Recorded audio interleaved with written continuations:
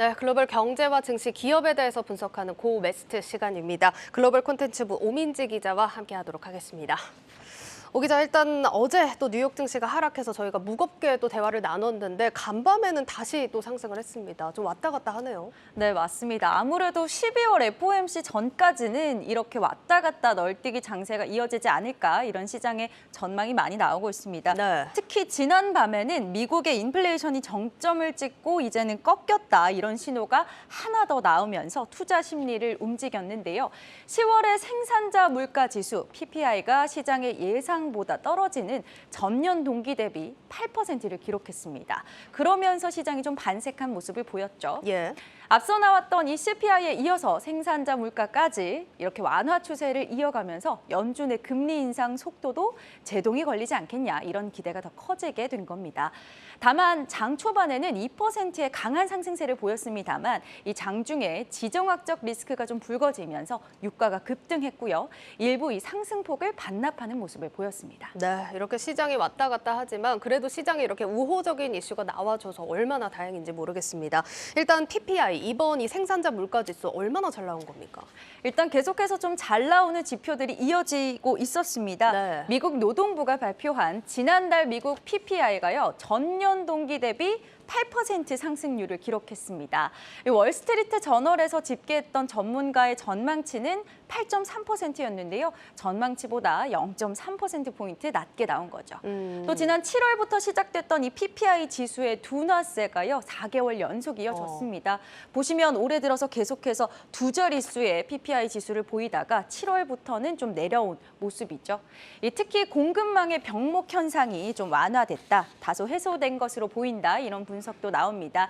무엇보다 이 PPI 생산자 지수잖아요. 예. 이 CPI는 소비자 지수이기 때문에 선행 지표다 이렇게 볼 수 있는데요. PPI가 둔화된다는 것은 결국 앞서 발표된 소비자 물가 상승의 둔화세가 앞으로도 계속 더 이어질 것이다 이런 점을 의미하기도 합니다. 이런 만큼 이번 PPI 발표 직후에요. 조 바이든 미국 대통령이 언급을 했습니다. 인플레이션 완화가 시작됐다 이런 또 다른 지표다라면서 우리 경제에는 좋은 뉴스다 이렇게 자평을 했습니다.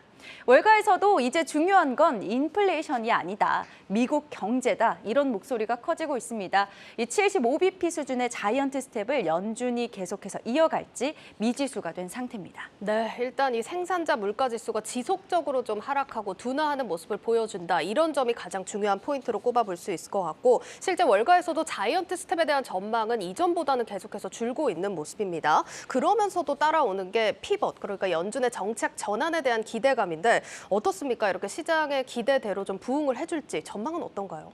일단은 경제 상황 먼저 좀 살펴야 될 텐데요. 예. 지금 경제 상황이 금리 인상으로 인해서 어려움을 겪고 있는 것은 좀 확실해 보입니다. 현재 시간으로 어제 연준에서 미국의 3분기 가계 부채 현황을 조사해서 발표했습니다. 미국의 가계 부채가요. 전년 동기 대비 8.3%나 증가했다고 합니다. 이게 얼마나 급박하게 오른 거냐면요. 2008년 1분기 이후 가장 높은 상승률이었다고 합니다. 미국의 가계부채 총 규모가요. 무려 16조 500억 달러로 집계되게 됐습니다. 이 금리 인상 여파로 가계부채가 걷잡을 수 없이 늘어나고 있는 상황이기 때문에 이제는 정말 연준의 피봇이 필요한 것 아니냐 이런 목소리가 커지고 있는 거죠. 뱅크 오브 아메리카에서 펀드 매니저 272명을 대상으로 조사를 했습니다. 이 설문에서 응답자의 85%가 앞으로 이 세계 인플레이션이 12개월 동안 둔화할 것이다 이렇게 답하기도 했습니다. 연준이 속도 조절을 언급하면서도 섣부른 피봇은 경계하는 모습입니다. 하지만 시장에서는 내년 상반기 연준의 최종 금리가 6%대는 아니고 5%대일 수 있다. 이런 전망까지 나오고 있습니다. 예, 이렇게 지금 경기 지표들을 바탕으로 연준의 정책 전환에 대한 기대감이 계속해서 나오고 있다는 점 또 전해드리도록 하겠습니다. 그리고 또 미국의 소비하면은 또 월마트가 떠오르는데 월마트 실적이 잘 나왔더라고요. 네, 맞습니다. 함께 좀 살펴보도록 하겠습니다.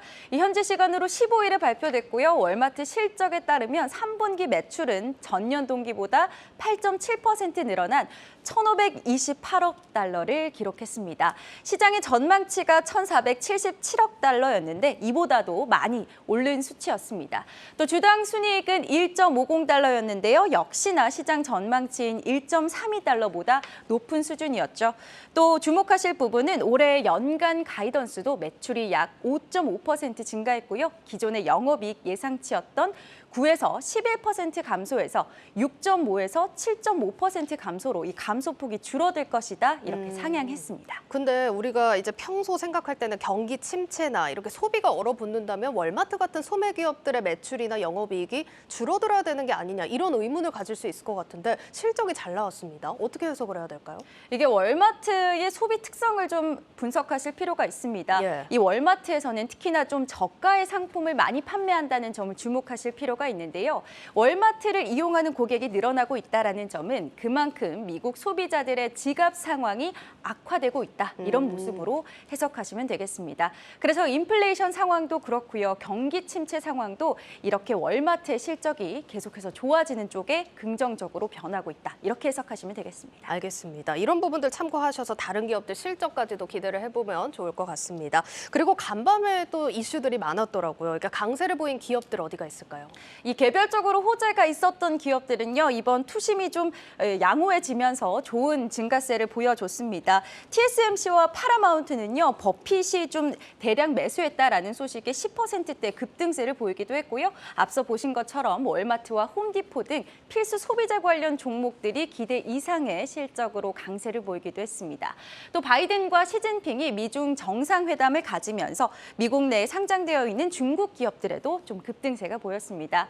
이 인플레이션 완화 기대감 속에 시장의 분위기 다시 예열되는 모습입니다. 다만 간밤에 있었던 이 폴란드 미사일 사태 등이 지정학적 리스크를 키울 수 있다는 점 등은 이 경계를 늦출 수 없는 부분이겠습니다.